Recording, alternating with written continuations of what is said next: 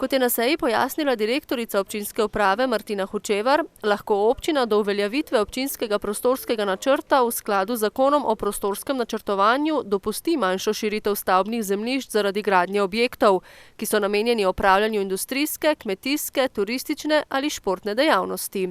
Zakaj sem bila za? Samo za razvoj gospodarstva v kraju, ker občina Škocjan je podhranjena, res podhranjena, kar je tistih par obrtnikov, to je pa tudi vse. In mi ni vseeno, kako kraj napreduje. Res mi ni vseeno. In zato za vsako pobudo, za vsako stvar, če se da rešiti, vsakmu krajanu bi pomagala. A dva predlagana sklepa, v enem primeru je proti glasoval opozicijski svetnik Anton Zupet, nista dobila soglasne podpore. Zaradi tega, ker je k zadevi pristopljeno nestrokovno in na vse zadnje ne bo izplena v Ljubljani na ministrstvu, na ustreznih resorjih, ki pač to zadevo urejajo.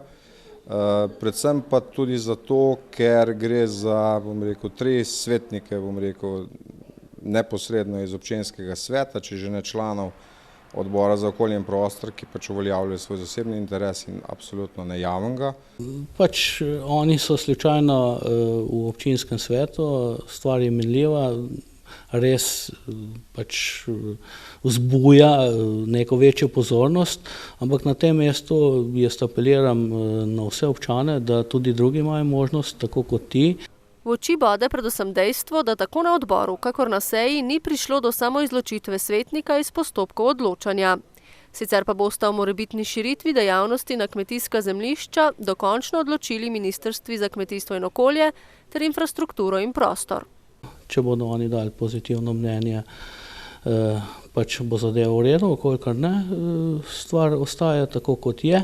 Seveda tudi, če ministrstvo poda pozitivno mnenje, vsekakor bodo mogli vse pogoje upoštevati, ki jih občina predpisuje svojim prostorskim ureditvenim planom. To pomeni od naravne in kulturne dediščine. A so na predhodno poizvedovanje občina na Direktoratu za kulturno dediščino že odgovorili, da dve širitvi stavbnih zemljišč zaradi kulturne dediščine nista dopustni.